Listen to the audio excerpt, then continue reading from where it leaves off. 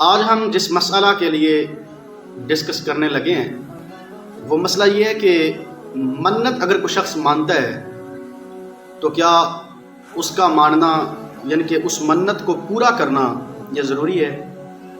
سب سے پہلے تو یہ بات ذہن نشین کرنی چاہیے کہ منت وہ ماننی چاہیے، اس چیز کی منت مانگنی چاہیے کہ اسلام کے اندر جس کی فرضیت پہلے موجود ہو، جیسے کہ نماز، روزہ وغیرہ، ان چیزوں کی منت مانگنی چاہیے۔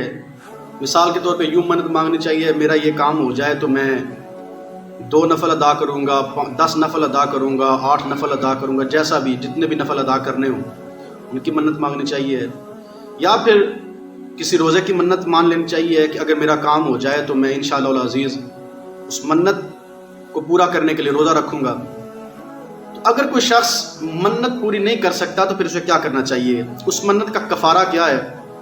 اگر کسی شخص نے منت مانگ لی، کوئی ایسی منت مانگ لی جس کو پورا نہیں کر سکتا ہے، تو پھر اس کا وہ کفارہ کیا ادا کرے؟ اس کا کفارہ کیا ہے؟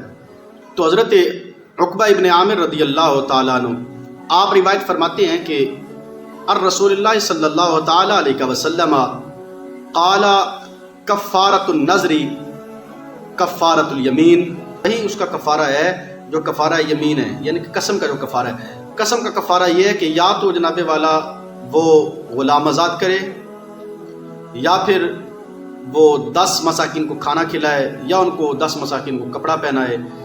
اگر اس کے اندر یہ طاقت نہیں ہے تو پھر وہ کیا کرے؟ پھر وہ 3 روزے رکھے۔